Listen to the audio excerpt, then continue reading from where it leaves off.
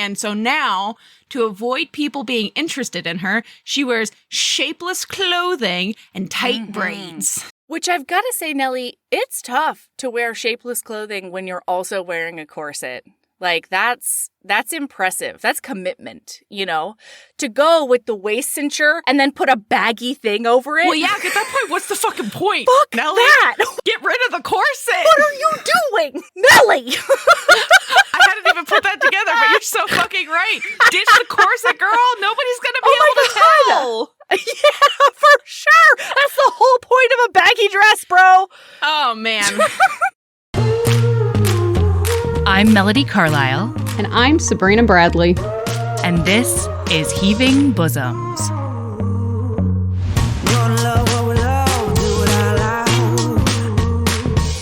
Stack ourselves with the clinches out. Shout from the rooftop, can you hear the sound? Yeah. Live your best life, love it out loud. Love it out loud. This is the podcast where best friends recap romance novels and other kissing media that makes us swoon, snark, and refills our cups. Whether you've read the book or are coming in blind, we'll lay bare every delicious scene and revel in the tropes and subgenres that make romance amazing. All right, listener, strap in and strap on. Headphones are highly recommended.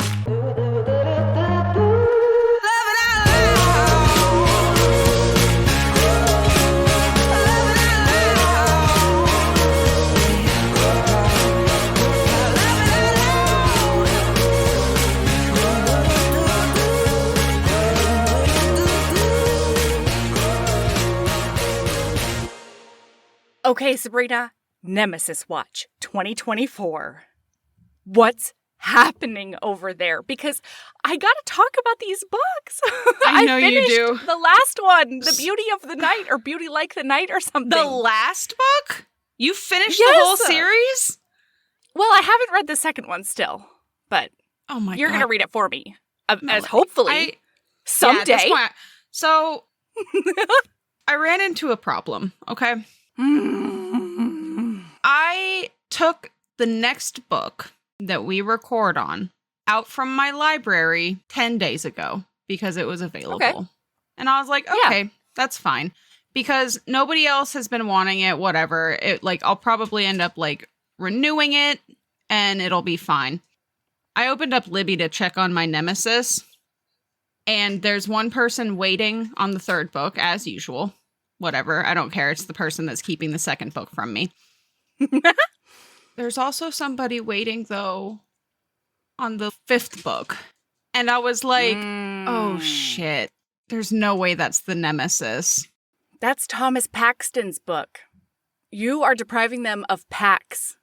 Well, I'm not. Because... Passing that buck, listener. Look at her go. No, I'm not, because I returned both of the books that people were waiting on. Because I only had 4 days left on those holds. I'm busy as fuck for the next 4 days. Guess what other loan I only have 4 days left on, and now somebody's waiting in line for it. The next book we record on, which means I have to read that book in the next 4 days and take notes on it, because otherwise, and I'm not going to keep the book. I'm not going to keep the other books from the Spymaster series just to be a petty bitch. That's not entirely accurate. I did almost keep the third book, but not the fifth book to be a petty bitch. But I didn't. I didn't do the thing. But also, I feel like I didn't just lose the battle. I feel like I did just lose the war, you know? Well, they have to, it'll auto-return at some point. It's 2 weeks. They've had it for 5. Watch me have returned those books. And then they returned the second one? And then the second one's going to come through in the next 12 hours. I would bet you money. Because the universe, I returned that book because I gave up and I felt guilty. Mm-hmm. What's the opposite of karma? What's the opposite of karma? Melody. Because that's what's going to happen here. It happens every fucking time. Because I'm a guilty person. I have a guilty conscience. I can't. It makes me. The only reason I hadn't returned the third book is because I knew it was the asshole that was holding on to the second book. The nemesis that we are thinking so much about, and they have no idea we exist. They're not thinking about us at all. They've gotten more airtime on podcast than some sponsors. I know. Like, do you ever wonder that? Do you ever wonder?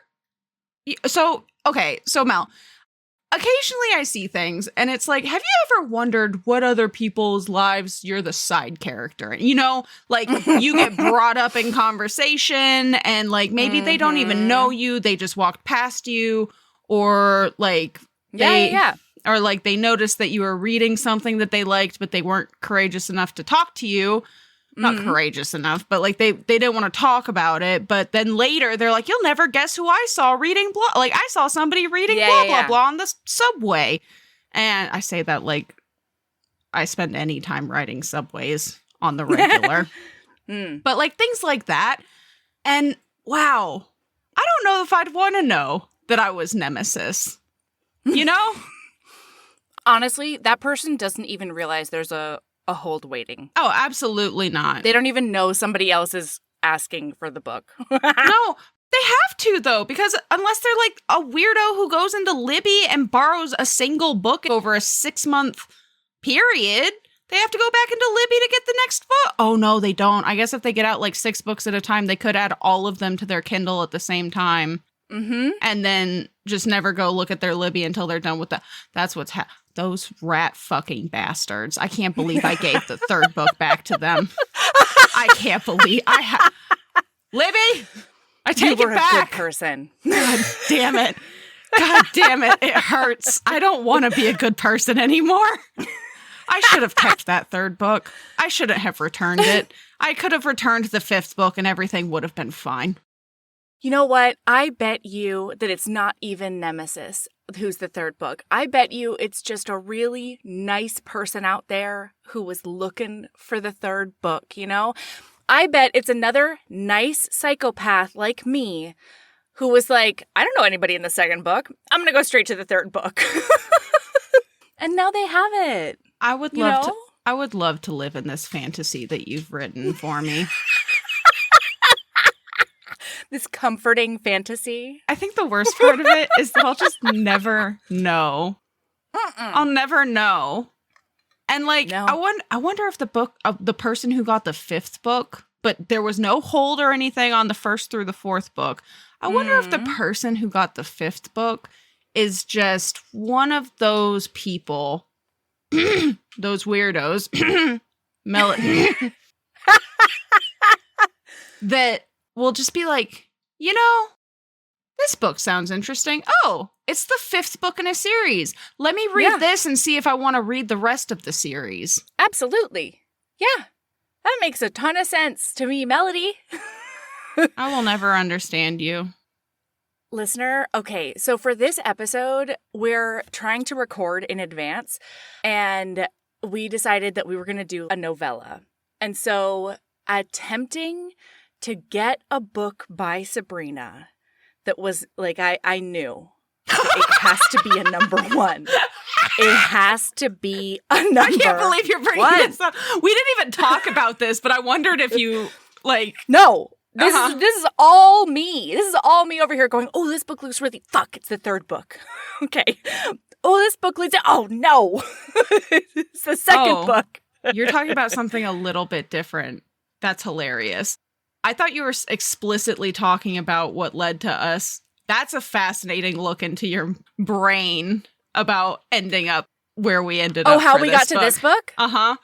Oh, yeah. Okay. So we decided at one point that we were going to do My Fair Alien by Honey Phillips. But of note, listener, originally she tried to pick the 2nd book in that series. I did. Yeah. And I was like, 1... Melody, who the fuck do you think I am?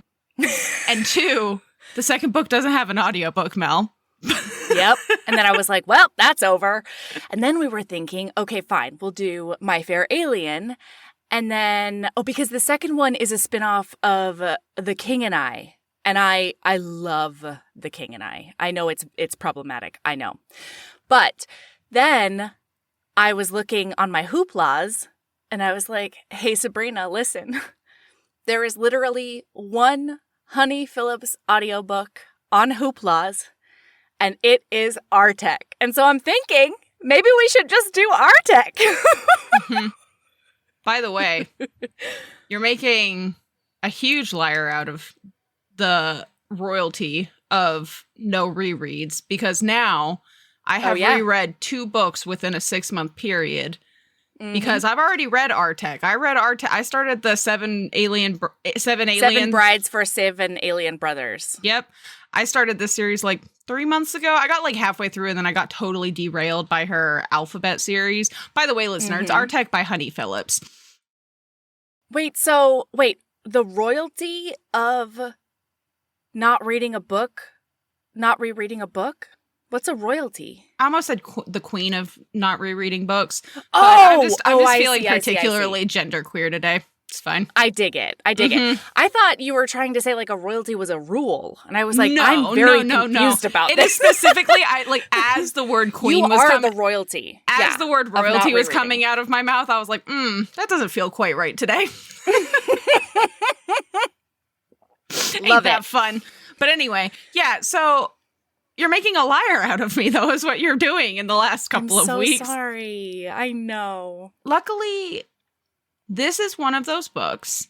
I had very little memory of what actually happened in the book. Because, listener, this book is very much just a slice of life on an alien planet. Like, it's not a hugely memorable book in the sense that, like, big stuff happens, right? Like, crazy stuff happens. There's no crash landings. There's no vibrating genitals. It's just a warm little fuzzy slice of life.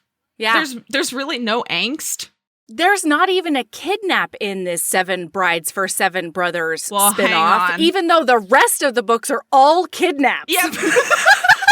Okay, so I'll tell you, Mel, I have read through like book 3 or 4, and like, you're right. Everything else is a kidnap. I have to read the second one. It doesn't have an audiobook. I will be eyeball reading it.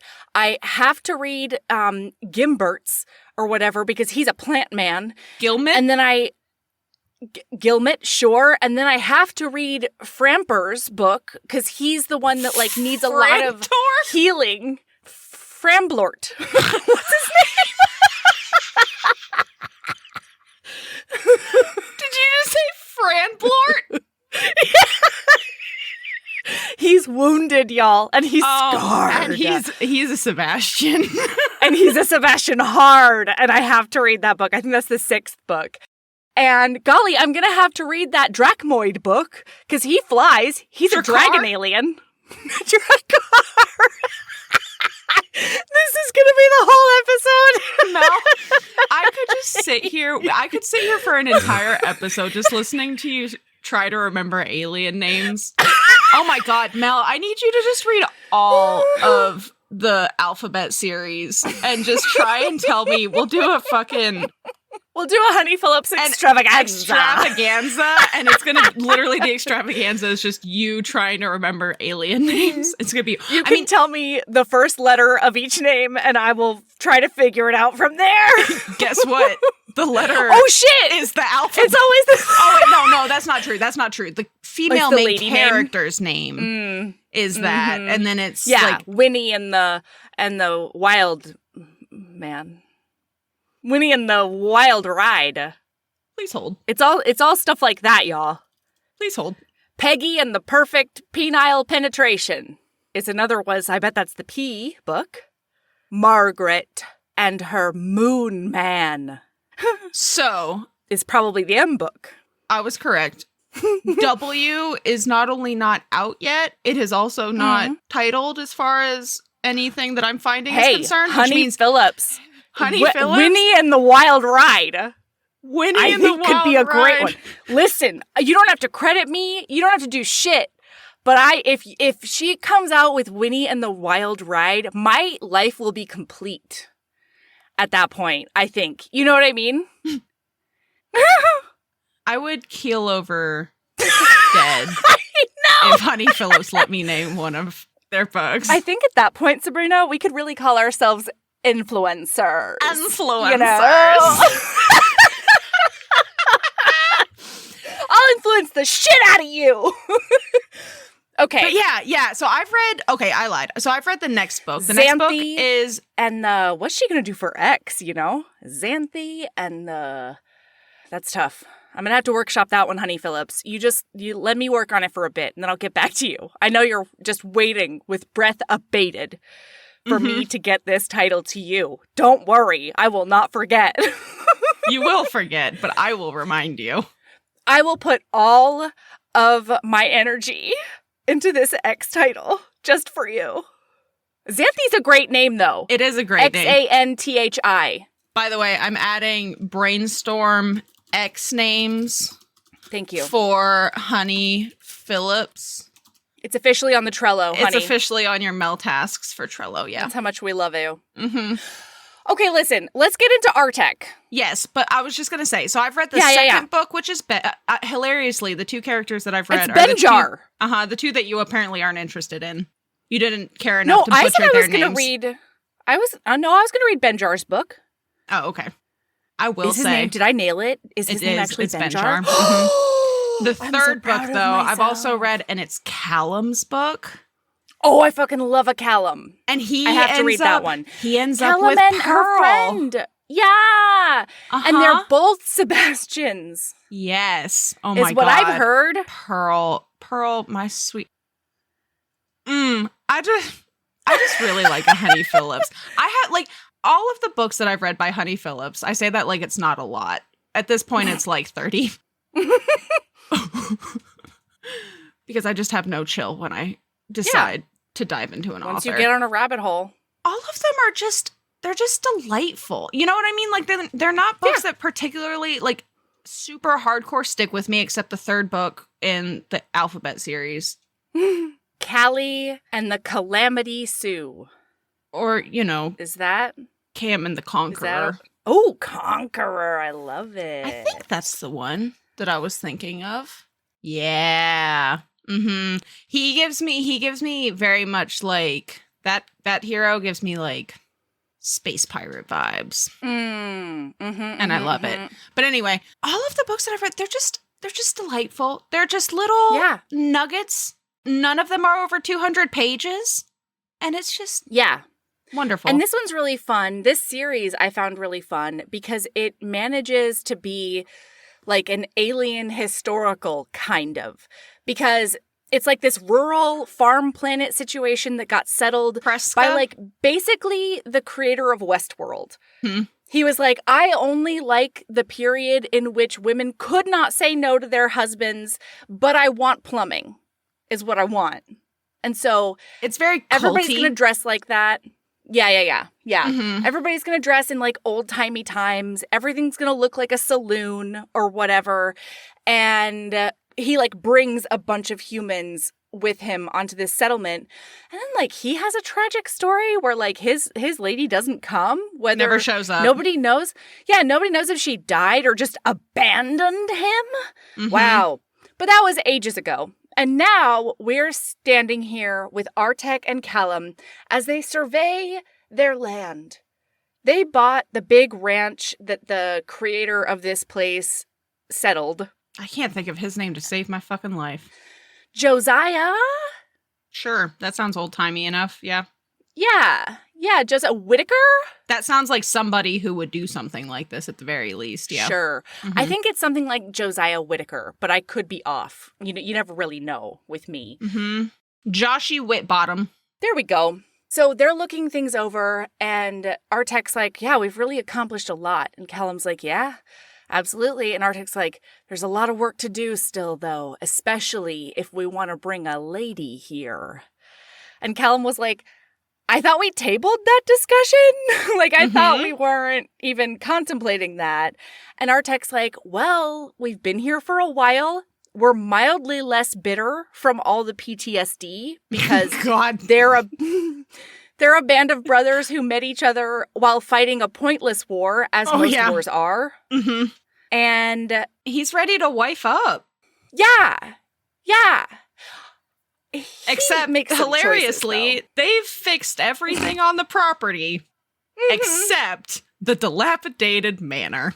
The domicile. Because they're all a bunch of warriors, battle buddies, and they just sleep on the floor in the main living room area. With just, like, snow falling on them through the fucked up roof. Yeah, because apparently they just...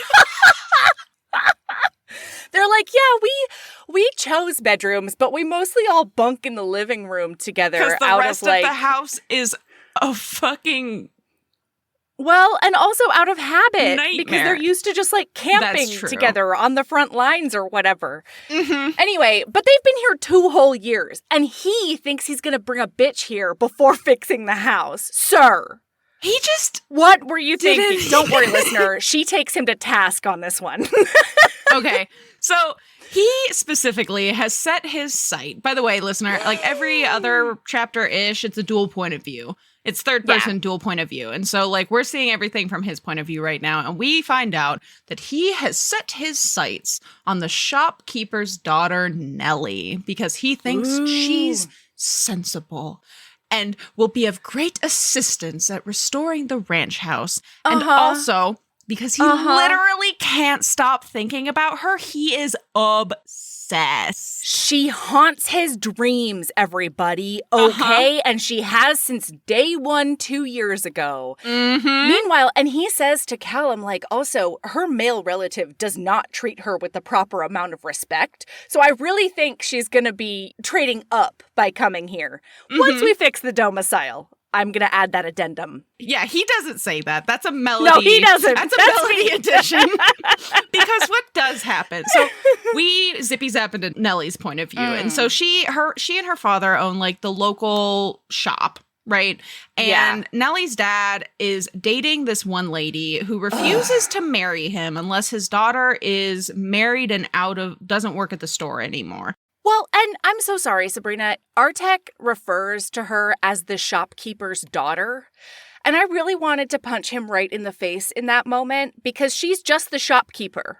Her dad doesn't do shit. He just gets all the credit. Yeah, and then goes drink at the pub, the old-timey pub. Yeah. Sorry. Keep going. The saloon. Thank you. Thank you. I would bet you money, Melody, that their saloon has like the old-timey Wild West flippy doors. Yes. Yeah. Those doors that you just push through. Ooh. Mm-hmm. Maybe I need some of those for like a room in my house. Where do I want to just push through? I don't know. I've seen them on a kitchen door before. Really?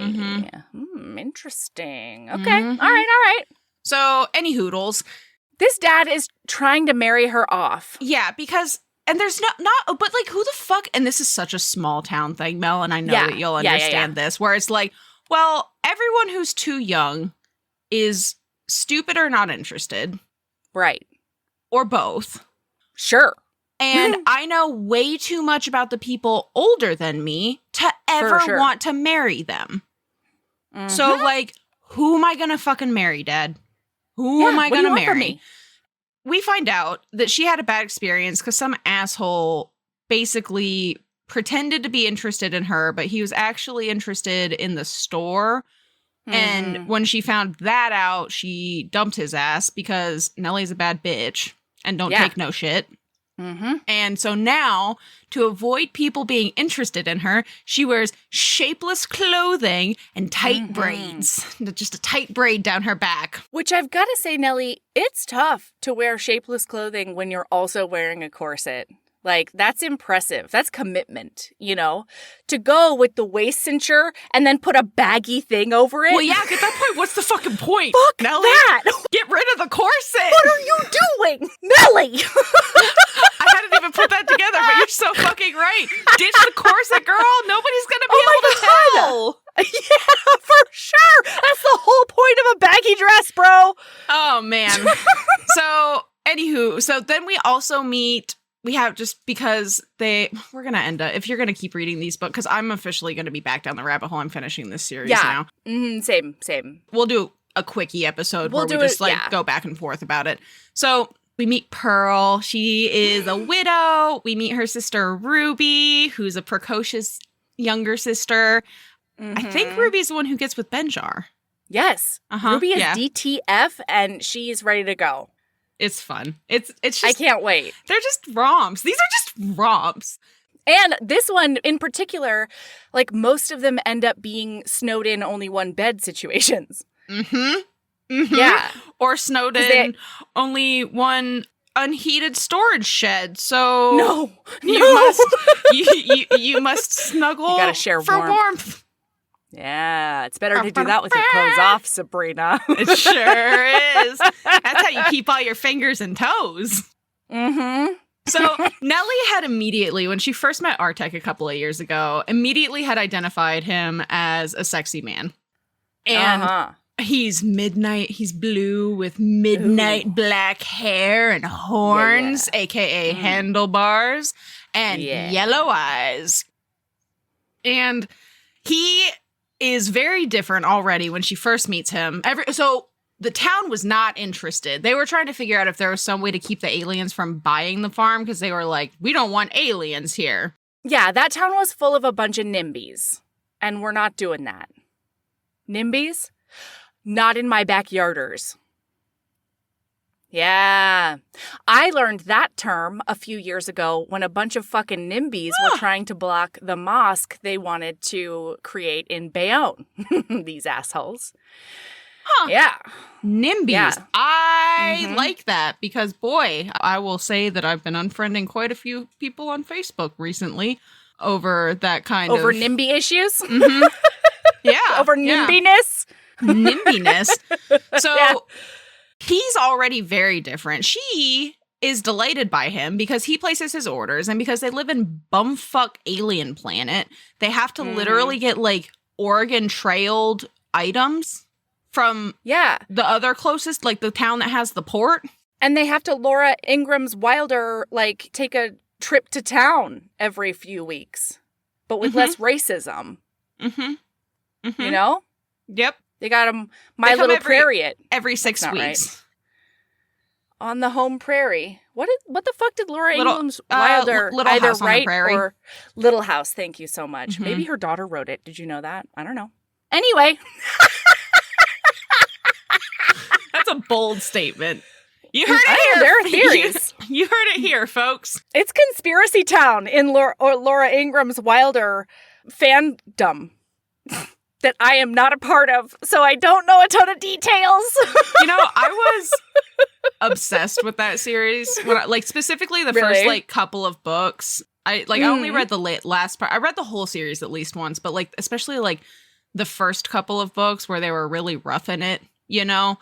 Because I was also obsessed with, My Side of the Mountain. Basically anything. I wanted to be a person who lived off the land. When I was younger, I was like, I live off the land.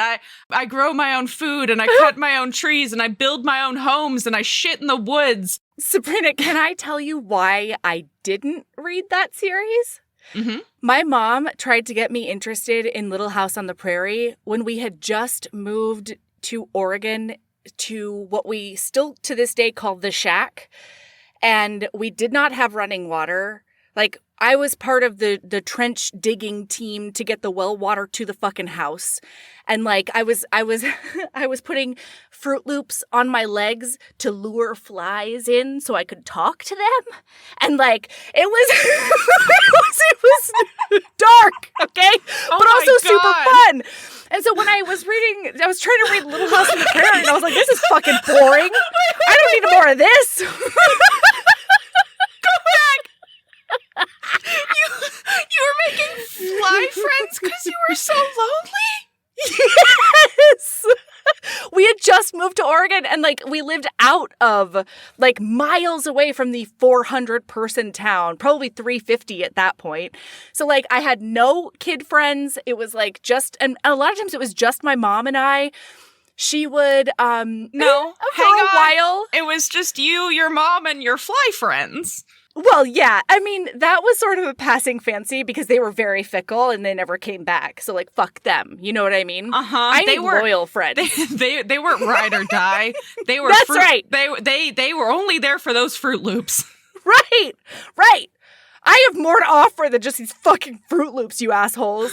So, no, and there was a while when my mom went and got like a giant, like a round giant tub from Walmart, and that's where I took baths in the middle of the kitchen. We would fill it up with hot water that she heated on the stove. You literally Little House on the Prairie. Holy shit.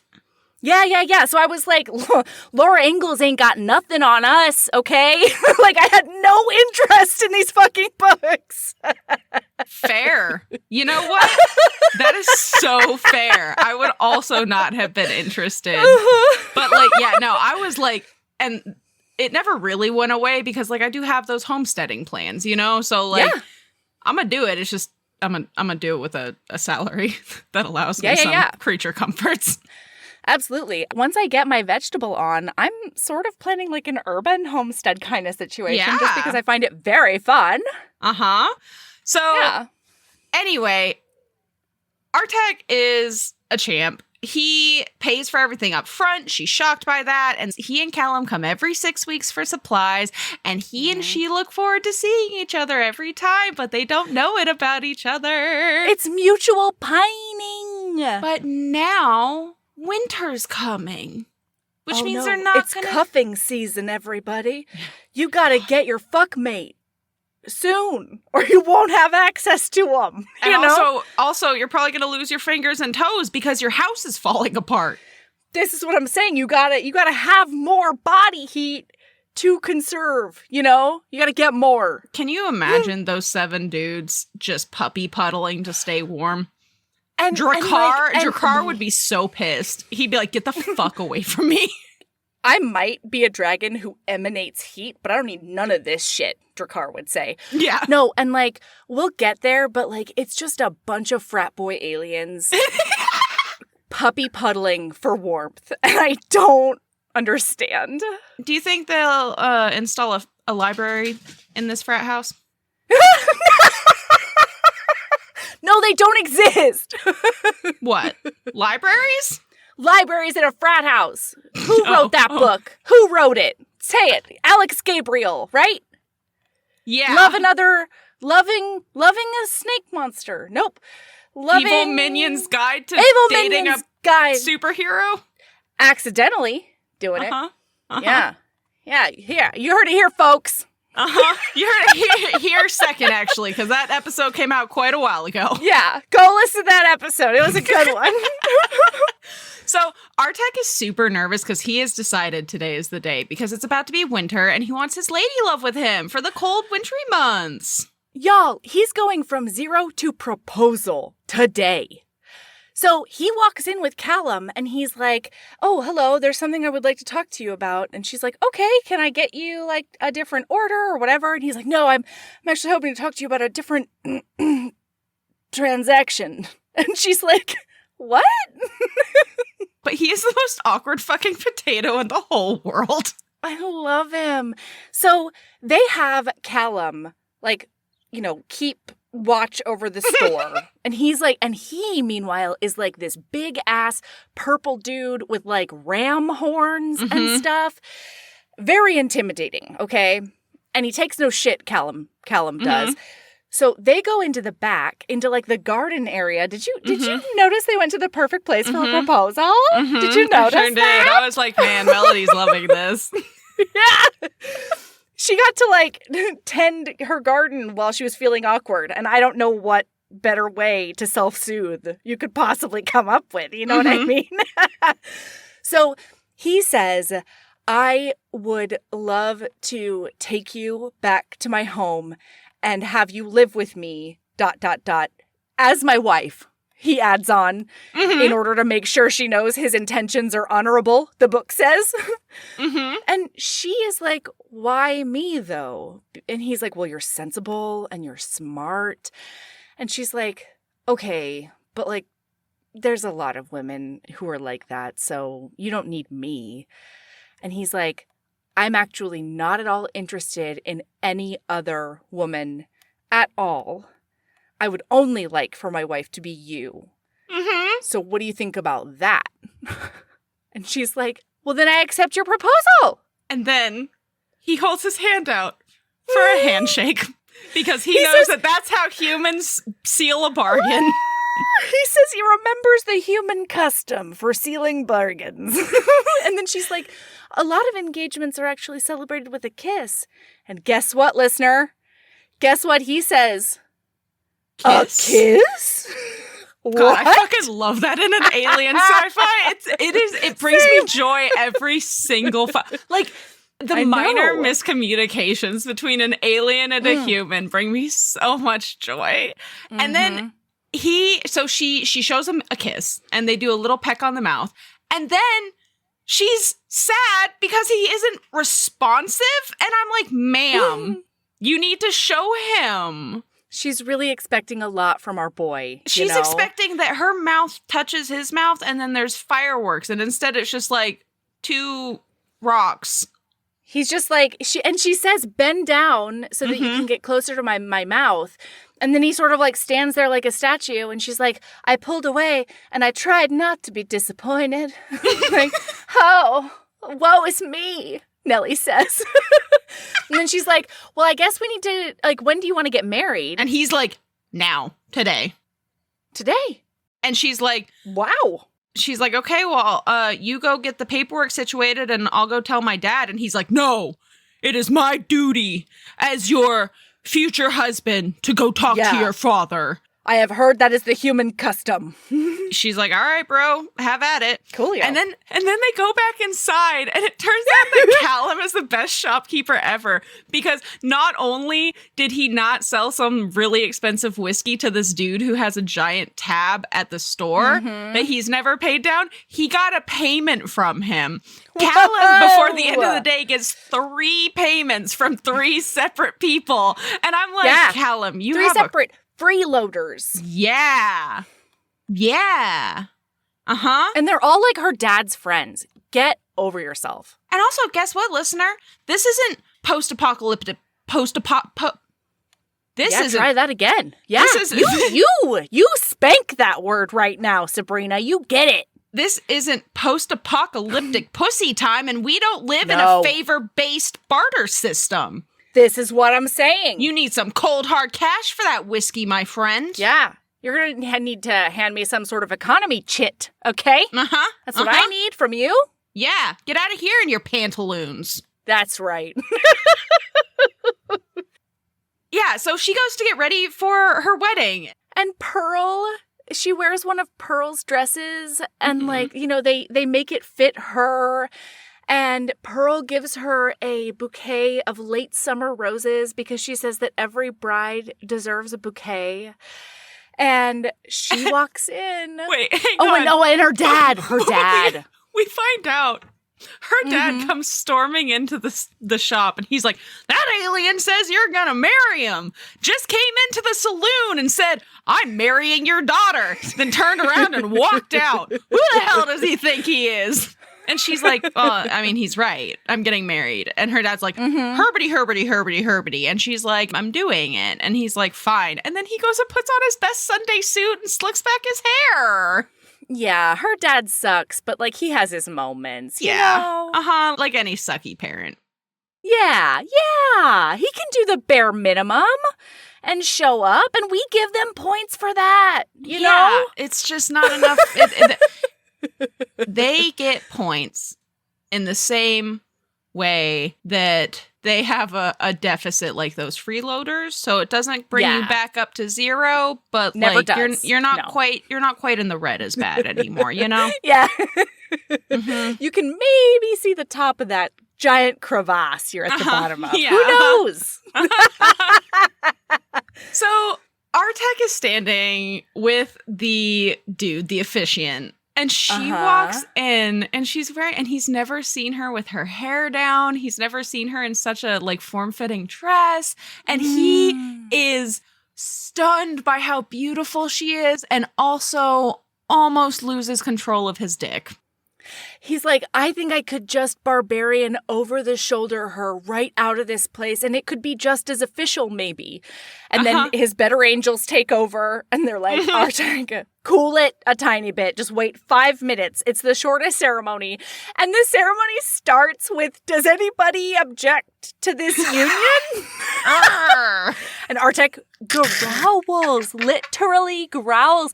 And they're like, it's part of this, I have to say those words. And then not only that, the officiant is like, all right, I now pronounce you man, and Artek is like, I'm not a man, I'm a Cambarian. And the officiant's like, those are literally just the words. That's what the ceremony is. And he's like, yes, I do not care. I wish to make sure that the words are accurate so that there's no doubt about the legitimacy of this ceremony.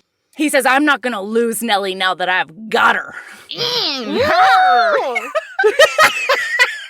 It's just so goofy and giddy and fun. I know. Well, and then he says, I now pronounce you Cambarian and wife. You may now kiss your bride. And he's like, I don't understand these humans' like obsession with kissing. It feels nice, I guess. And then her little tongue comes just calling, once they start kissing. And he's like, oh, now I understand it. And then he goes buck wild to the point that he doesn't know other people are in the room anymore. And Callum has to be like, hey, buddy.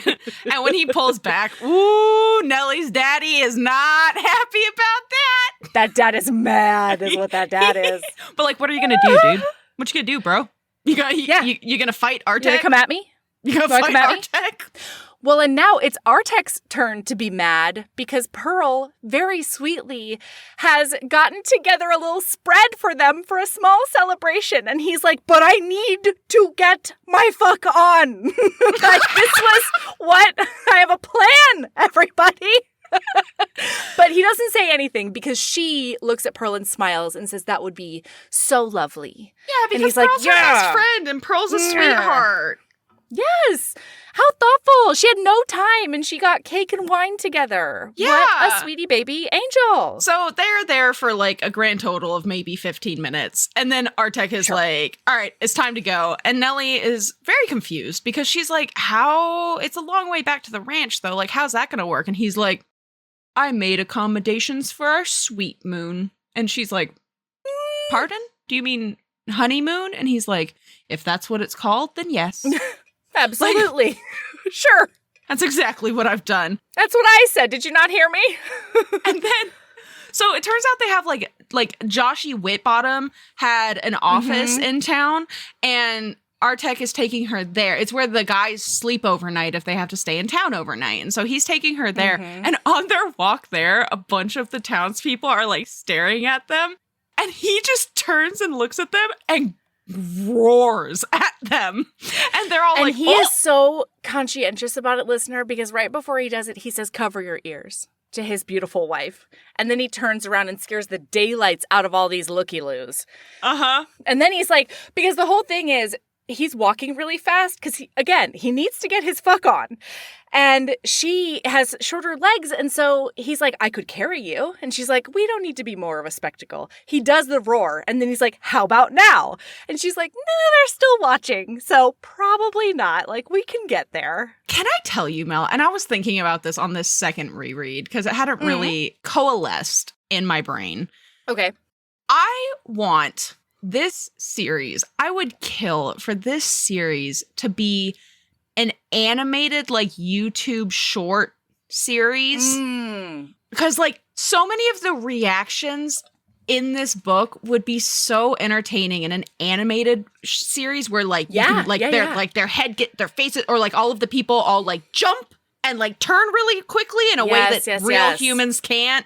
Like, it would just be such a cute, fun, smutty slice of life romp. And if there's any YouTube animators out there, I would love for you. I'll go with you. We'll go to Honey Phillips together. Yeah. Sure. Can you imagine how cute it would be every time the brothers fight? And they're just rolling around on the floor of the dilapidated cabin. Yeah, like the dust clouds with, just like, see like an arm kicking and a leg and like a foot. Oh my Yes. God. Oh my God. Now I really, really want this. Okay. So when they get to the office, he's like, okay, now I have to pick you up though. You can't, like, it's my right as your husband to carry you across the threshold. And she's like, okay, let's do it. So then she gets in there, and it's an office, and it's like old and stuff. It's very rustic, but she sees that he's done so many sweet moon gestures inside it. So there's like 2 beds that are pushed together with like a pristine white sheet over it, and then rose petals on top. Okay. There's a whole basket full of food from the one restaurant in town. And there's candles everywhere. And she says, you did all of this in an hour? And he says, well, no, I did a little bit of it before. And she goes, oh, you were that certain of me? And he says, no, my heart was beating out of my chest as if I was going into a battle right before I walked into the store. She's like, oh, that's so sweet. Okay, so are you hungry? And then he gets some bedroom eyes, and he's like, not for food. And he lights some candles, and she looks him in his face, and she notices that he looks very nervous, and she's like, are you a virgin? And he's like, no, I have been trained in the art of pleasuring women. And she's like, but not human women. And he's like, I'll figure. I'm certain that I can make this. I can assure this you. work. This is 2 books in a row, 2 episodes in a row, Mel, where we have a character that's like, I'm good at what I do, and you know what? I dig it. Yeah. So he tells her what he would do. Tell listener. Do you have the quote, ma'am? I can pull it up real quick. I did not pull highlight up the quote. Okay. Oh my God. Basically, he's like, I'm going to kiss you. And then I'm going to work my way down your body. And then I think he says I'm going to taste the sweetness between your legs or something like that. Hang on, Mel. Just hang on for 2 seconds, okay? I can find it in just a second. I can't. All right. Google sweetness in there. Yeah. I don't need to. I know what chapter it's in because of my notes. No, but I have no doubt that I can please you. How would you do that? I would begin by removing your clothing, and then I would kiss you. I enjoy kissing you very much. I would kiss your breasts and the sweetness between your legs, and when you were wet and ready, I would mount you and make you my mate, my wife. And then she starts to take her shirt off, and he goes, I said I would remove your clothing. That's Sir. right. Nailed it. So he does that, and it's wonderful. And he's like, why do you hide your beautiful body? And then she starts to try and undress him, and he's like, I need you to not do that because I am literally about to blow. Like, we got I could a explode at any volcano. moment. Yeah. This is everything I've been waiting for 2 years. But then he does get naked, and she does take some of the pre-cum off his dick and put it in her mouth, and he's like, completely Nelly. derails my all of God. his plans. And now This poor It's man, on he TM. keeps on saying, like, Nelly, I have a plan. I'm trying to stick to plan. And she's like, but I'm already so wet and ready. And he finally loses it, and he picks her up he and just takes her to the bed. he and, just like- shoves it right in, and they both come like freight trains. And then he fusses her. Yeah. He's like, you made me lose control. I could hurt you. And she's like, I'm not liked afraid it. of you. You could never hurt me. Oh! And then they have some more sex, and it's wonderful. We get a little peek into his past. He is like a fancy He's a rich man boy. from his home planet. He's a Sebastian. Mm-hmm. He was neglected by both of his parents, okay? And as the first son, God. he had to go to war because it was his duty. And then he did get super fucked up in a 10-year war that nobody actually won and they shouldn't have done in the first place. And he lost so many good men out there. And Callum then- is his second in command because Callum was his teacher his trainer, and Callum went with him to war. When he was a kid. Yeah, and then he goes with them to war because that's how much they love each other. Sweet boys. And then when he was like, I didn't have any interest in going back to like whatever society bullshit. Like that seemed really shallow and awful. And my boys didn't have anywhere to go either. And then Enblarg found out that this like big piece of property was on sale. And he was like, my inheritance will cover the purchase of that, no problem. And all of us can go and be besties together forever. Yeah. So now it's the next morning, and they're gathering her belongings, saying goodbye to her family and her friends, and riding out of town. And she's wearing pants. Everybody is scandalized that she's wearing pants. Artek is not. Artek digs it. Oh, yeah. And the ranch is beautiful. As they're riding up, she thinks it's lovely. She can see the manor in the distance. She can see all of it's beautiful and all of these things. Oh, wow. And then they get to the house, and the siding's falling off. Half the roof is fucked up. There's missing windows. And then they walk into the house, and it's a fucking train wreck. And then she walks into the kitchen, and the kitchen is horrifying. Her feet are sticking to the kitchen floor. The sink is full. Yeah, and the living area also not only has, like, puppy pile blankets and stuff, but there's also, like, used dishes out there. Like, it is a frat house from hell that she walks into. And she looks at him and she says, you didn't want a wife? And he's like, yeah, I did. She's just like, no, you wanted a cook and a housemaid. What the fuck? And then Benjar walks in, and he's like, what's for dinner? I'm starved. Can't wait to eat. And she is horrified. Loses her mind. She leaves the house. She's crying and walks into the forest because she feels like she was manipulated into being here.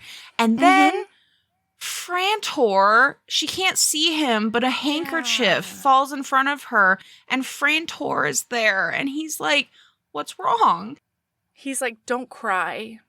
And she's like, I was brought here under false blah, blah, blahs, and it's fucked up, and now I'm sad, and I can't go back home. And he's like, no, Artek wants you as a wife. Like, you're not here just to take care of all of us. We are adults. We can take care of ourselves. Artek doesn't like sharing his feelings because he feels like he has to be strong for all of us. Yeah. And then he disappears into the forest. But he does say, he says, ask him and then trust him, like believe him. He really wanted you, like capital Y, you. And then Artek comes out and he kneels in front of her and he's like, I'm so sorry. I really didn't mean for you to be a servant. You can spend all of your days in bed if you want, and I'll still be good with you. And she goes, the only reason I would want to stay in bed all day is if you were there too. And then he's like, oh ho ho, interesting. And they make up and she goes back in and she's like, listen, I don't mind contributing, but like, y'all are going to help. And not only that, when she walks in, the kitchen is cleaner. Like they tidied and started cleaning the kitchen while she was gone. Yeah, and they tidied like the living area. They did all those things. So she is like, okay, it seems like you brought me here in good faith. I'm good. So Nellie decides that she's going to cook a big ol' soup. And then Gilmat, Mel's love of life, comes back from his greenhouse with a bunch of fresh vegetables. And she's like, oh, these are perfect. Boy. And he's like, they're not great vegetables. And they're like the best vegetables she's ever seen. And he's like, I guess they'll do. And then we won't dig into this because it's about the other books, but like we learn a little bit about all of Artek's brothers while he's with her while she's cooking. He's also started calling her Sweetness, which was very adorable. Yeah. And now they're sitting down for dinner at the dining room table because the boys cleared off the dining. And literally, I cannot call them anything but the boys. These are frat boys. Like, the boys is the only way to describe them. Yes. They cleaned off the dining room table, and the youngest brothers, Benjar and Endark, are completely uncivilized. Like, yeah. But then they find out that, like, ladies like a civilized man, so they're, like, staring at her while she's, like... they're like, watching where she puts her napkin, and they're like, we're gonna learn today. And then afterwards, she's like, okay, so I don't mind continuing cooking if everybody else will help out with chores like getting the water, because they don't have plumbing right now. And like, you know, bringing the firewood in and doing the dishes. All of those things would be very helpful. Honestly, I would be so much better about cooking if I was not the one who had to do. I love cooking. I hate dishes. It is the Sisyphean task of my nightmares. You mean I have to cook, to dirty this dish, to feed myself, to clean it, just to dirty it again tomorrow? Absolutely not. I fucking hate when that. I'm alone, I end up just like eating out of the wok a lot of times. I'm just like, why would I put this in a bowl? This is why would I do that? I can just stand at the stove and eat it out of this. Yeah. Why would I use another spoon when I can just use the fucking thing I've been cooking with? Absolutely. Yeah. People are like, oh yeah, one pot meal for the family. And I'm like, one pot meal to eat at the stove so that I don't have to fucking cook it, like clean anything else. Great. Awesome. Thank you. Yep. So Artek disappears after they're done eating though, and leaves her with his brothers so that he can go make sure that their bedroom isn't a complete nightmare. Right. And he also draws her a bath. And then he takes her in and he's like, I bet you're tuckered out and you need to deal with all those aches. And she's like, the way he says that sounds very dirty. I don't think he's talking about like the aches from the horse ride. This is great.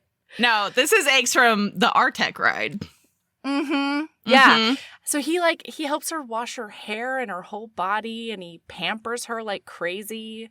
Oh, and it also turns into like a body wash where like he's like very carefully washing through her folds and like gotta make sure that you're very nice and clean and like rubbing up on her. And then he pulls her out of the bath and he carries her to the bed and she's like, no, you can't, but I'm still wet. And he's like, and you're about to be wetter. And then he lays her down on that bed. Because he says, you promised me a treat earlier.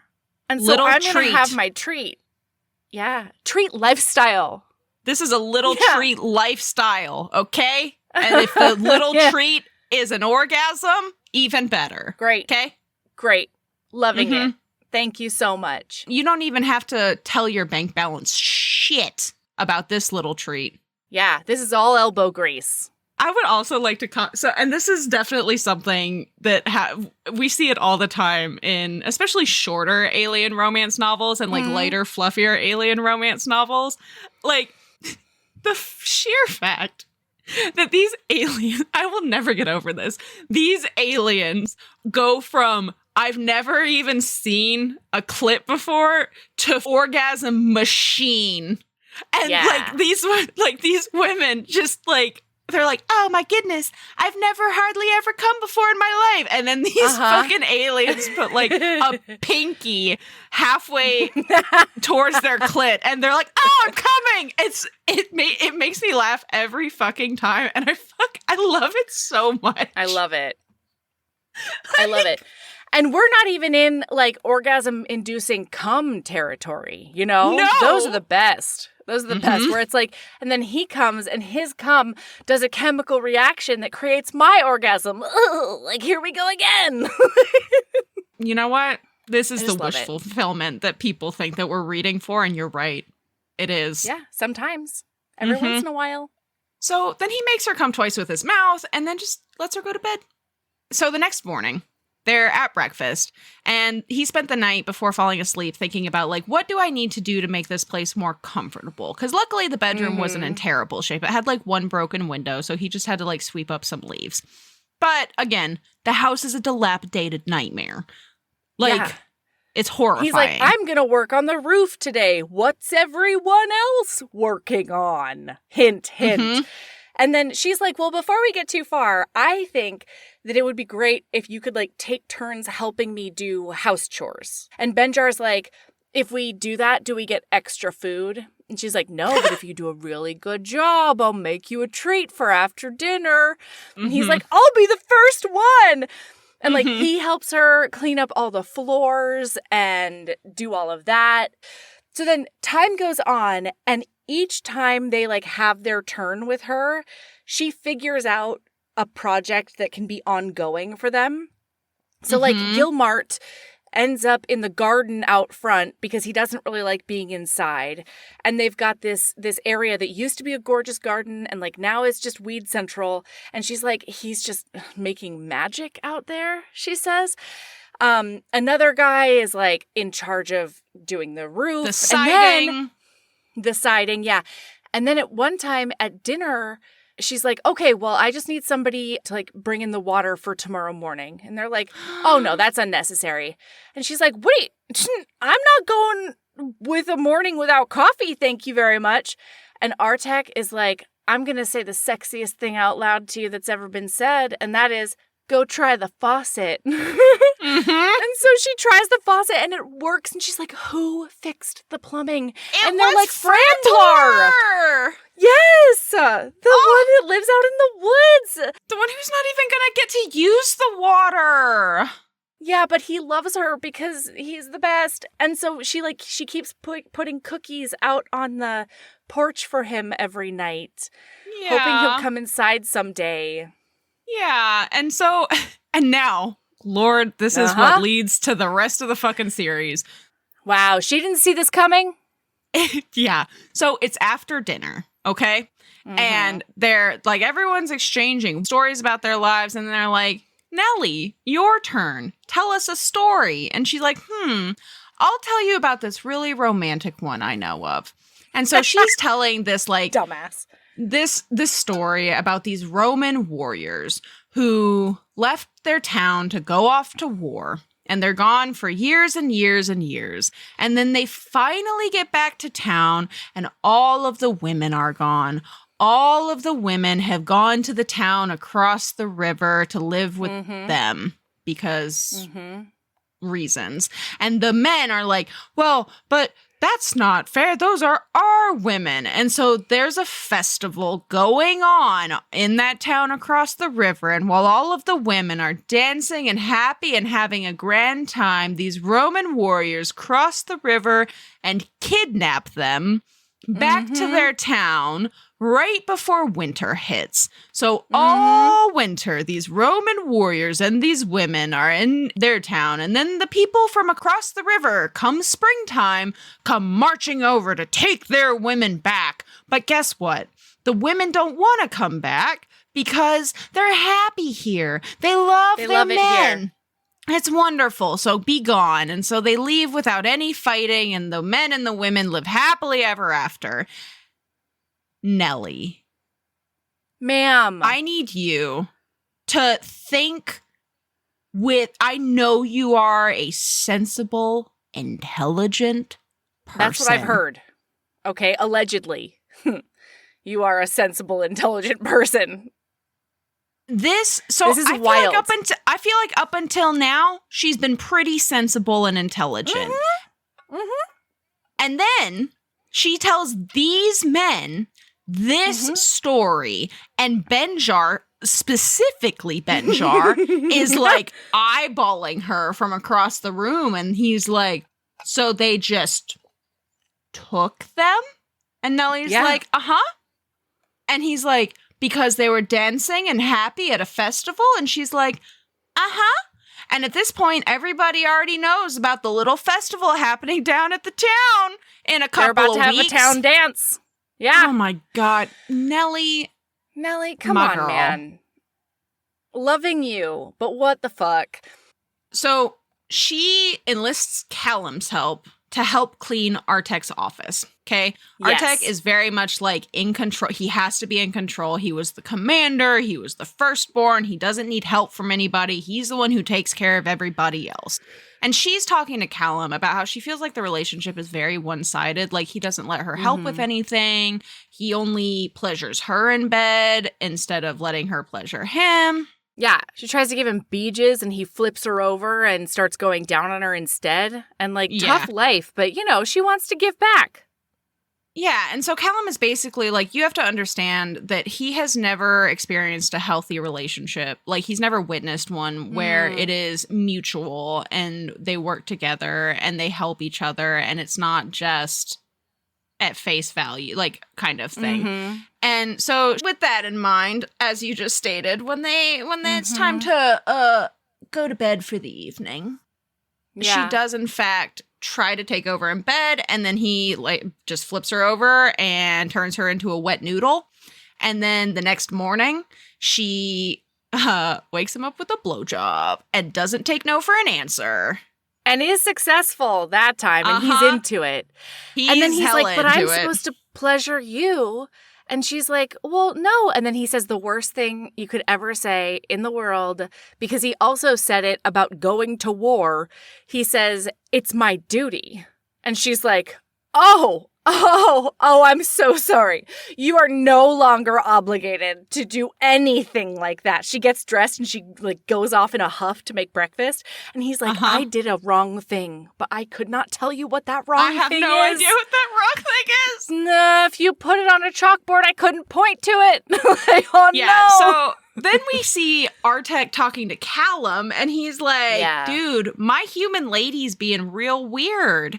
And Callum is like, you need to share the load, dude. It is not all on you anymore. She wants to help you. Like, this is not you don't have to take care of her. She wants to take care of you right back. And she would be happier if you let her do that and you kept her included on things. Yeah. And he's like, Herby derby derby derby. Interesting. I'll have to think about that. So he gets back to the house, and Nellie is worried about Frantor because he hasn't come to get cookies lately. The cookies. And this is when he confides in her that they all got tracking implants when they were in the military, and they all decided to keep those tracking implants so that they would always know where each other was. Like, like they thought that and that like was not a bad idea. And so they check in, and Frantor's just fine. He's hiding in his little hidey hole. And then she's like, thank you for sharing this with me. And like, he's trying. He listens a lot better than a lot of people I know. I mean, for sure. Well, also, at some point, I think it might have been during the ride or maybe during the next ride, he checks in with a couple of the brothers who have been like spending time away from the house during the day. And it's because they're each fixing up their own little love shack somewhere on the property. And so we go into Emplar's place, and he's like, I need, which one? Endark? Endart. Is it a T or a K? K. Oh, it's a K. Interesting. All right. So Endark, which is totally different from Emplow or whatever the fuck I said. Melody, I just love you so much. I love you. Continue. I just needed you to know that. Anyway, so he's like, I need to find myself a bride because my kind do not do well without a mate, and I needs one, and I wants one. And he's like, yeah, you're doing a great job. You're fixing this place up. You know, we're gonna get there, bud. And then Banjo is in his place, and he's really fixed that up. Boy, he's hammering in there. And he's very exuberant about going to find him a woman. So now she's going to go berry picking because she wants to treat the boys to pie. And she gets attacked by the native predator, who is a carnivore with hooves. Yeah, an Andiani. But I thought it was very interesting that it's a carnivore with hooves, you know? Very unusual. I can't think of a carnivore with hooves that I've ever met. You know what I mean? They're all padded pod that I know of, or slinky boys. There's got to be at least one. I don't think so. I cannot think of one. heavingbosoms@gmail.com. Like, I don't think so. I know that platypi have a bunch of weird shit about them, but they're not carnivore with hooves, you know? Yeah. There's not a single one, is there? They're all patty pod. I know. So anyway, carnivores like to have toes. is what I've learned in my study of the animal kingdom. Yep. You know? Mm-hmm. You're very, very in-depth. Astute, if you will. Dedicated. Absolutely. Thank you so much for noticing. So this thing goes after her, and she starts just yelling at it, being like, how dare you? No! And she gets knocked out, but then she sees like a flash of green and like a flash of metallic. And then she hears a fight, and then she sees a couple of very worried eyes over her face, and then it goes dark. Mm-hmm. And then she wakes up, and Drakblor is doing his stuff on her because she got a head wound. Well, so I think sci-fi romance might be my favorite to recap with you in a lot of ways, just because you really just you go to town. Really let I do. I let it ride. You sure fucking do. Continue. I'm not worried about nothing. So he's doing her bandages and stuff, and she's like, "How did I get here?" And he says like, "Fran Nerp." What's his name? I'm not correcting you anymore. It just makes me so happy. The problem is with the audiobook, I haven't seen it written out. So like it could be anything. Mm-hmm. I just know that it starts with a certain letter. And that's pretty much it. The reason that I know all of their names so well in my head is because oh my god, they're the titles. Voice to Text didn't like any of them. Okay. And so I was just constantly aware that Voice to Text was fucking it up. And so like it was like ironed into my brain that these are their names. like straight up. Actually, that's not true. So Voice to Text was fine with Benjar. Voice to Text was like, oh yeah, this is fine. That's great. You know what it really fucking hated? Which one? Artek. No. all of my notes, he is referred to as Arctic. No. Callum is also fine. Okay. Car was okay. It really fucking hated Artek, though. So, like, literally, my notes are like, Arctic confides in Callum. Arctic doesn't like that blah-de-blah-de-blah. Arctic goes to check on Benjar. It also, you know what else it also hated? Endark. Which one? Sure.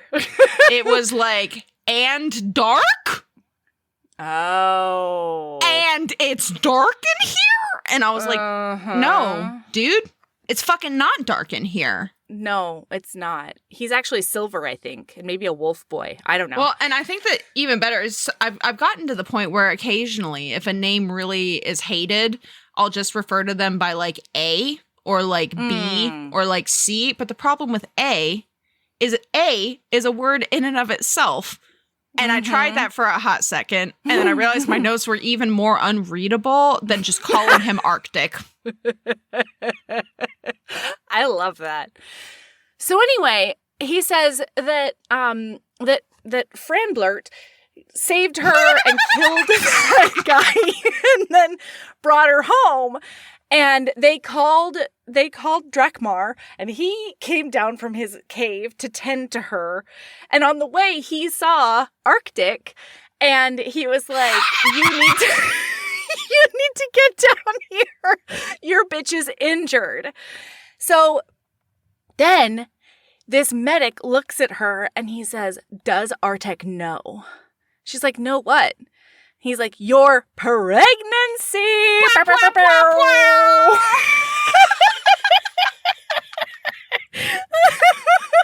Surprise pregnancy, bitches! Yeah. And she's like, I didn't even know. And he's like, that's primitive. How dare you? Sir! Have you seen the town that I live in, my friend? How dare you throw those stones at me right in my face? Right in my face. Anyway, so then Artek comes back and he's like, oh, it's all my fault. And she's like, I'm going to need you to shut that shit down immediately. None of this is your fault. Like, if it's anybody, it's me. You know, it's fine. I'm good. And then he says, well, but I feel so bad because I love you. And she says, what did Drakbor tell you? Did he tell you something? And Artek's like, told me like to, let you set the pace for your healing, and like listen to you about how you feel. She's like, are you sure? Uh-huh. And then she looks at him and she's like, well, I love you too. And it's a good thing because I'm pregnant. And he almost passes out. Yeah. He's like, he falls to his knees because they weren't even sure if they'd be able to get pregnant. Like, it wasn't a given, right? Because, they're two completely different species. Sure. The magic of sci-fi romance. Loving it. And then he gets even more worried, though, because he's like, oh, my God, that means I almost lost you both. I'm a terrible person. So they work through it, and then it's the next day. And so she rests the next day, okay? Yeah. She is willing to rest the next day, but she's getting antsy by the third day. And she comes downstairs, and the boys are always joshing her for drinking coffee. Yes. But she gets downstairs, and Artek and Callum are in fact drinking coffee. They're having a little coffee date at the kitchen table. Uh-huh. And it's adorable. And of course, Artek looks at her and he's like, should you be up? Should you be up right now? And she's like, I'm pregnant, not like an invalid. I'm not comatose, Artek, okay? I'm fine, buddy. Fine. Mm-hmm. And then she's like, well, so it's all snowy outside and gross out there. Maybe all of us can just take a snow day and we'll hang out by the fire and tell each other stories. And Artek is like, well, it's just going to end up being the three of us then, because Gilmat is playing with his plants. Frantor is Frantor. Yep. And then Endark, Drakkar, and Benjar so glad you did this part. Wow. Have gone to town to the dance. And she's like, why? And he's like, to get women. And she's like, why? She's like, wait, what do you mean get them? Mm-hmm. And he's like, throw them over their shoulder and like your story. Like the story. Like the wisdom that you imparted on wisdom. Us. And she's like, you can't kidnap your wives. That was a fable. That's a story. That's not real life. And he's like, oh. But, and she's like, no. I mean, but I would like to remind her and everyone else that she did tell all of those naive alien boys that she found it to be a very romantic story even to this day. Girl. Nellie! What? Why do you think it's romantic You haven't even brought this on yourself. You have brought this on the innocent bystanders. That's right. That live in the town. All your bitches. Like, that's not friendship. Or maybe it is. I have to read the rest of the books. I bet it is. I mean, it works out. Yeah, I bet it ends up being friendship. Yeah, it's fine. That makes sense. So Callum and Artek are like, oh shit. Okay, well, we'll go get them. And then Artek pauses. Mm-hmm. And he looks at her and he's like, do you want me to stay with you? And she's like, I would like you to stay with me. I really do. Thank you for asking. So Callum does fuck off after the nitwits. And they're both worried. And to distract themselves, they do go bone it out. Yeah. Which, and then fall asleep hard. Good choice. Yes. Yeah. And then when they wake up in the middle of the night, there's a blizzard. She goes to find Artek, and he's looking... Wait. I'm so sorry. This is great, because she wakes up in the middle of the night, and she's like, I could have sworn I heard Artek roaring. That's weird. And goes back to sleep. And then wakes up again, and Artek's not in bed. And then she's like, uh-oh, I better go find Artek. I assumed that the roar was the blizzard. No, the roar was the avalanche. The explosion and the avalanche. Oh my God! I've read this book twice and I did not put that together. Okay, so she finds Artek and he's looking at the little bleepy dots for everybody. And turns out there's been an avalanche. Interestingly enough. And Artek is not super sure it was a natural occurrence, okay? Because the one thing that we haven't told you about Enmark, Enkins, is that he loves exploding things. So Artek's theory is that they went and they stole some women, and then when they got past, the pass or whatever, he triggered that avalanche so that they couldn't be followed, and now they're all snowed in, and there's only one bed. Well, the funniest thing is that Endark and Benjar are snowed into their cabins, okay? Yeah. They are fine in their comfy... Callum is snowed into a storage shed. Right, because he was just in time to get felled by that avalanche. Oh my god. So, yeah, now they're happy forever. We get a little epilogue with Baby. We get a little epilogue about hearing the boys and their wives. Chatting outside through the windows. Ooh. And Artek is cradling their child. And he's like, oh, I understand why all those families would be mad about the women being kidnapped now. And I'm like, Artek, you didn't get that before, buddy? It took a daughter for you to understand? I mean, isn't that just too real? The end. The end, listeners. That's Artek by Honey Phillips. What a great time. What a great time. It's just such a giggly little romp. And okay, do you want to know, spoiler, a little secret? Of course I do, always. Okay. So, the second book opens, or I don't remember exactly where it opens, but it opens with Benjar and all of them at the dance, right? Drakkar has gone along just because he's amused. He wants to watch them fuck it all up, right? Well, that's not exactly what ends up happening. So all three of them take women, okay? All three of them take women. This is problematic as fuck. They basically drug them and stick them in a... of course they have to. Stick them in a wagon, cover them with little blankies. Uh-huh. And then they decide... Oh, no. They feel bad for Drakkar. No, not Drakkar. They feel bad for Gilmat and Frandor. No. So they take, at least, I don't remember exactly, but they take at least, one more lady, maybe two. And specifically, I don't remember which one it is, but specifically, they take a lady that, it had to have been Benjar, because that's the book that I've read. He was more interested in a different lady immediately, but she was harder to get. So he grabs a different one for himself, but then he grabs her too, and he's like, well, I'll just give her to Gilmat. But of course he's not going. So he ends up trading. He ends up giving his original lady to Gilmat, and he's like, this is yours now. And then grabs his lady and takes her to his cabin. And then the reason that Callum, because they didn't take one for Callum, because Callum's a gruff old bastard. No. But the reason Callum gets his lady is because Pearl goes after her sister.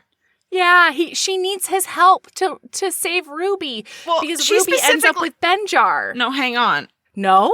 She needs his help because she gets stuck in the avalanche. And then they fall in love. But yeah, so that is as far as I got. And I can't wait to read the rest of the book. I'm back on my bullshit. Hell yeah. I'm back on my Honey Phillips bullshit. I had taken a little break. I had fallen into another rabbit hole. I actually fell in, I'm deep in Emma Hamm rabbit hole. So we'll see. But I'm probably going to go ahead and finish this series now. Because, they're 180 pages a book. Yeah, it's just they're a delicious bite. It's just a little snicky snack. Okay? Yeah, yeah. All right. My lady love is, are you in a dinner rut? Yes. When your husband doesn't cook for 7 days a week and he only cooks for 5 days a week, do you have a hard time coming up with recipes?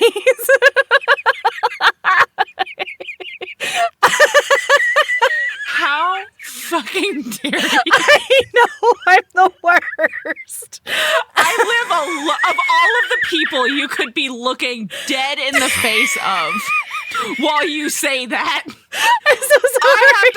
I have to cook dinner twice a week. You know what I've eaten for dinner the last 3 nights? What? Tortilla chips and spinach artichoke dip. That Because I just can't be fucked to cook.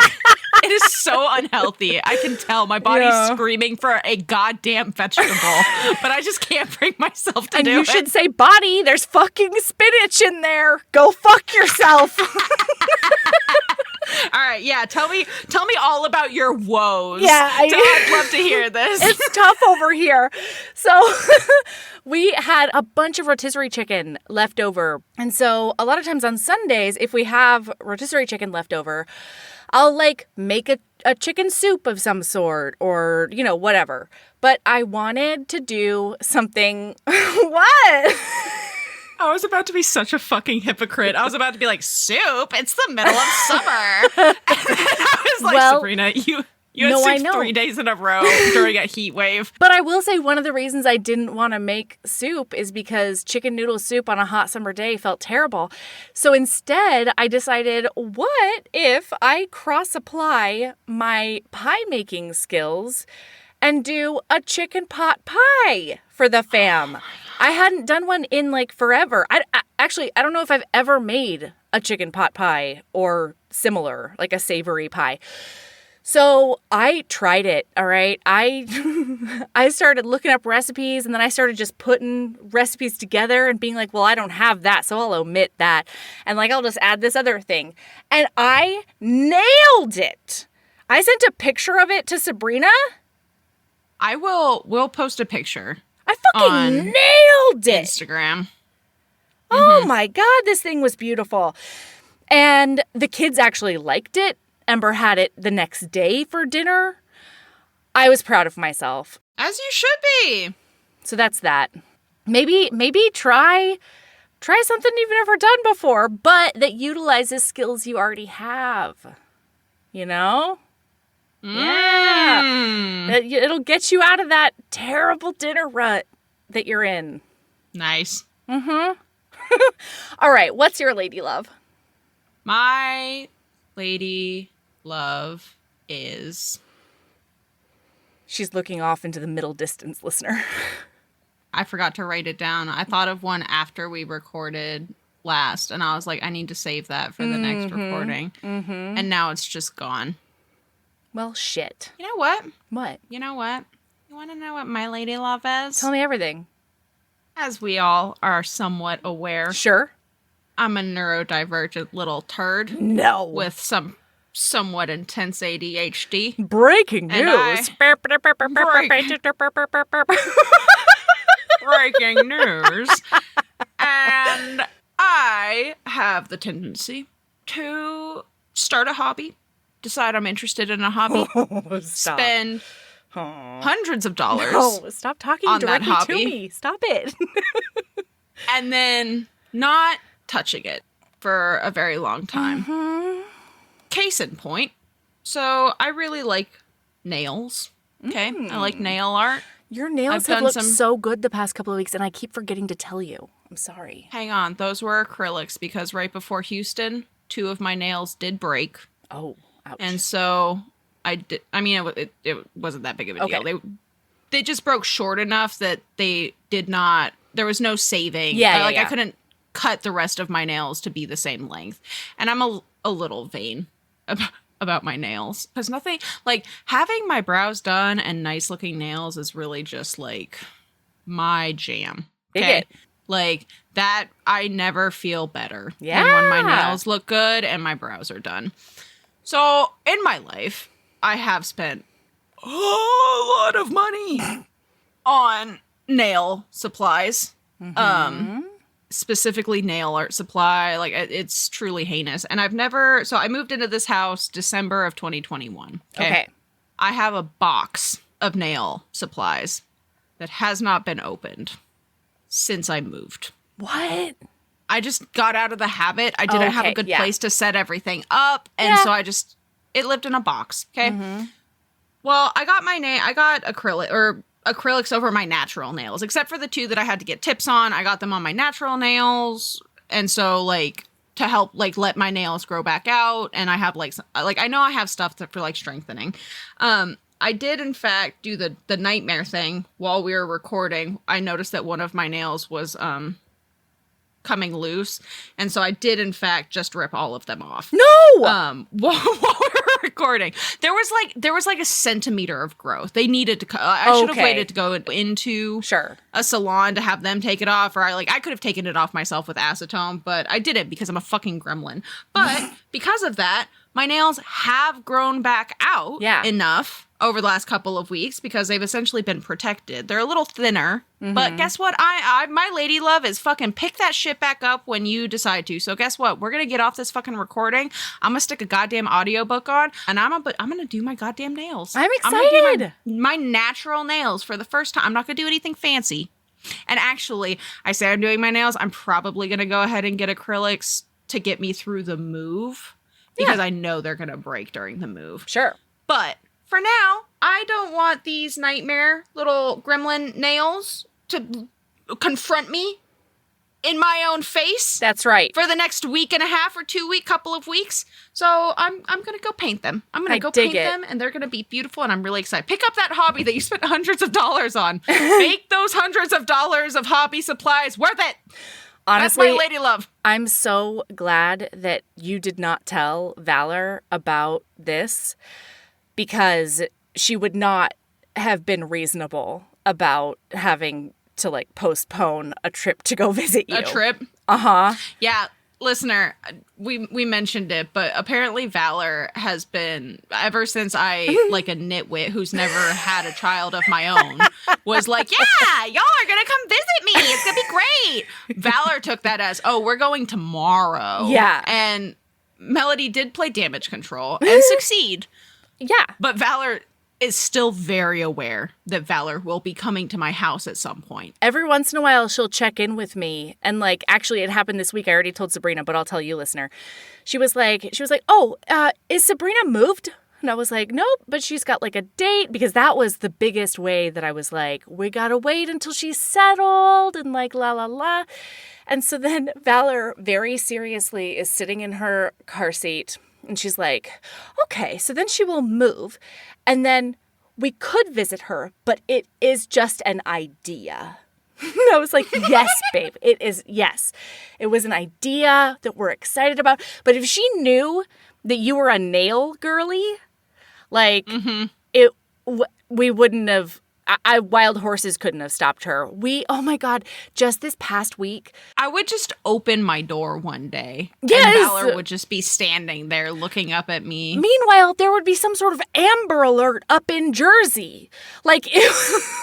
She would have hitchhiked all the way here. Yeah. But so their grandfather comes every week, and this week she convinced him, this 70-odd-year-old, very traditional Chinese man, she convinced him to sit down at the table and let her do all of his nails, his fingers and toes. It was the cutest thing. And then he was looking at me and he was like, first time in my whole life. I was like, yeah, we can do new things anytime. It was so cute. Am obsessed? Yeah. And there were some nails where she did half and half. And by half and half, I mean not only half of the nail, but also the rest of his finger. You know what I mean?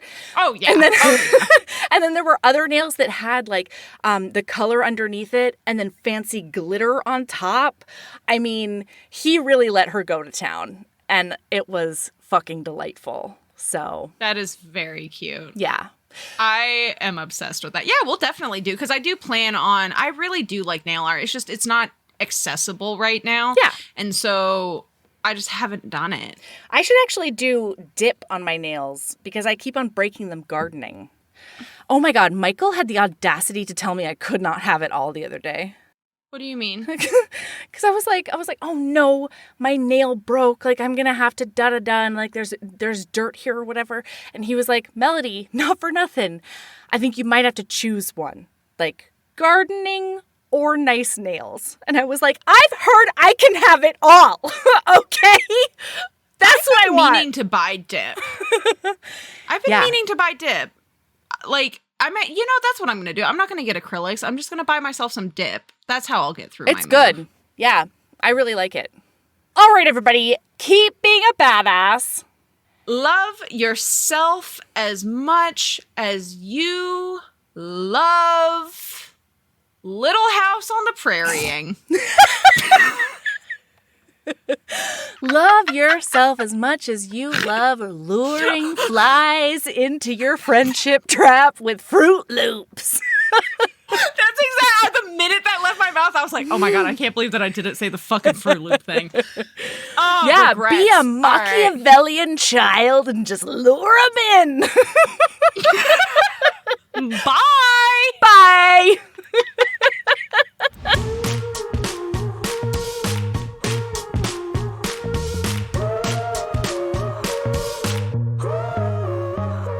Heaving Bosoms is produced by us, Melody Carlisle and Sabrina Bradley. Editing is done by Melody Carlisle. Our theme music is by the incredible singer-songwriter Brittany Fonts, and our art is by ultra-talented author Kate Pryor. If you like our show, remember to follow us on your favorite podcast app, rate us 5 stars, leave a nice review, and of course, tell all your friends about us, even if they don't read romance.